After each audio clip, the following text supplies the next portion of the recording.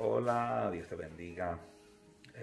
Hoy quiero compartir algo que en estos días ha atado en mi corazón, en mi mente, y es algo acerca de lo que lastimosamente el ser humano guarda en su corazón. Uno de los frutos que dice la Biblia, que son los frutos de la carne, que son la envidia, que está en la carta de Gálatas capítulo 5, del verso 19 en adelante, cuando habla los frutos de la carne.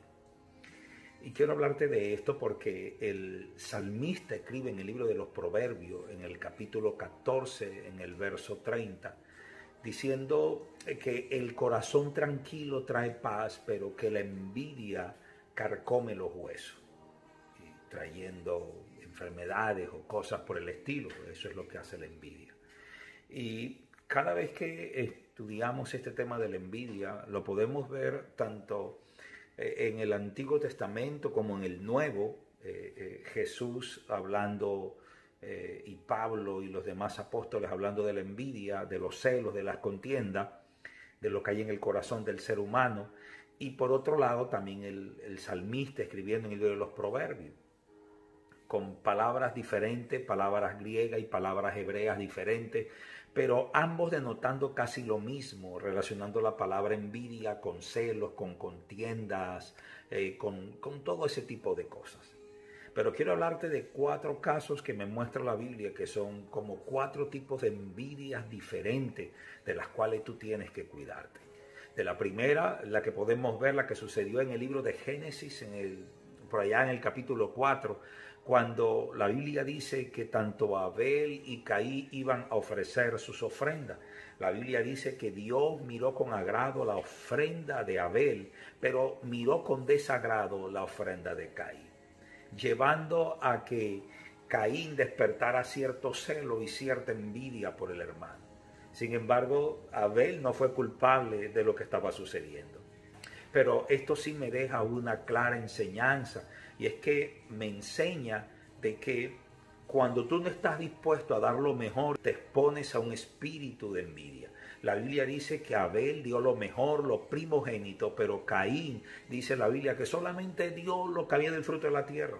No dice más nada. Queriendo decir de que Abel estuvo dispuesto a dar todo, pero Caín no estuvo dispuesto a dar lo mejor. Eso despertó en él un espíritu de envidia, de celo, de contienda, de ira, hasta tal punto de matar al hermano. Entonces, una de las cosas que tú tienes que cuidarte para que la envidia no venga a tu vida es que tienes que estar dispuesto a dar lo mejor de ti. Porque si no das lo mejor de ti, cuando otro lo haga, te va a molestar. Cuando otro lo haga, vas a ver que son cosas que te va a dañar el corazón. Otro de los casos que también la Biblia me enseña es el caso de José con sus hermanos. La Biblia dice que José era el preferido de su padre. Por sí sus hermanos ya le tenían cierto celo, pero la envidia mayor se despierta cuando José comienza a contar sus sueños. Sueños de bendición, sueños de poder.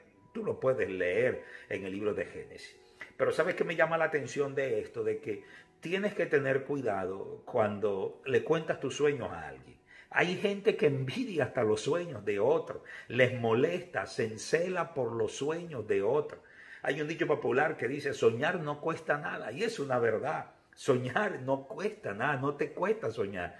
No debería de molestarte porque otro te cuente sus sueños y te cuente lo bien que se sintió en ese sueño. Porque no es tu sueño, es el sueño de él. Pero hay gente que no está preparada para escuchar el sueño de otro. Por lo siguiente, yo te aconsejo, mira a quién le cuenta tus sueños, porque los sueños no son para contárselos a todo el mundo, ni todo el mundo está preparado para escuchar lo que Dios a ti te ha hablado en tu sueño. Otro de los casos que vemos en la Biblia que a mí me llama poderosamente también la atención es el caso del rey David. El rey David, dice la palabra, entró el pueblo gritándole a David, David hirió a sus 10,000 y Saúl a sus 1,000. Dice la Biblia que cuando Saúl vio esto, dice que se enojó en gran manera, y desde ese momento se despertó el espíritu de envidia y de aborrecimiento de Saúl hacia David. Una de las cosas que tienes que tener cuidado es de que hay momentos que tenemos que entender que van a haber personas que nos van a superar, que van a ser mejores que nosotros. Y cuando llegue ese momento, tienes que entender de que es el tiempo de Dios para esa persona. Ese es el tiempo de crecer, es el tiempo de que nuestro momento está llegando a un punto y que viene otra persona que quizás va a asumir nuestro lugar. Y ahí es cuando debemos de con amor aprender a ceder a aquello. Saúl no lo entendió y eso le costó su muerte, despertar la envidia. ¿Por qué? Porque cuando tú ves a otro que comienza a progresar, alégrate y ayúdalo, mas no despiertes envidia. Así que ten mucho cuidado. Cuando otro comienza a hacer lo mismo que tú haces, si ves que lo comienza a hacer mejor o que comienza a tener la gracia de Dios, ayúdalo y no que se despierte una envidia en ti. Y uno de los casos que la Biblia más nos muestra, y con esto quiero cerrar, es el caso de Jesús y los fariseos. La Biblia dice que el grupo religioso en aquel entonces eran los fariseos. Y aparece Jesús, emerge alguien diferente a lo que aquellos enseñaban, alguien con una doctrina pura, alguien de buen testimonio, y comienza a enseñar algo diferente, las mismas bases, pero de una manera diferente. La Biblia dice que Jesús enseñaba como quien tiene autoridad y no como los fariseos y los demás religiosos. ¿Qué quiere decir esto? Que Jesús tenía la moral para poder enseñar, no tenía miedo, podía pararse en cualquier lugar y nadie lo podía señalar. Y si lo hacían era mintiendo. ¿Por qué? Porque esto es lo que despierta los celos. La Biblia dice que cuando Pilato estaba en medio de Barrabás y Jesús, Pilato se quedó mirando a los dos y Pilato sabía que habían entregado a Jesús por envidia, porque la Biblia lo registra.